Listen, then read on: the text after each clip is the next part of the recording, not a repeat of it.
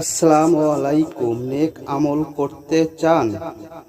কিছু আমল এমন আছে যেগুলো করতে খুব বেশি সময়ের প্রয়োজন হয় না, অনেক জ্ঞানের অধিকারীও হতে হয় না। কিছু এগুলোর ফজিলত অনেক বেশি, যেগুলো বান্দার আমলনামাকে ভারী করে। যেমন রাসূল সাল্লাল্লাহু আলাইহি ওয়াসাল্লাম বলেছেন যে লোক আমলের আগে একবার বলে সুবহানাল্লাহিল আজিম। আশা করি সম্পূর্ণ সূরাটি শুনুন।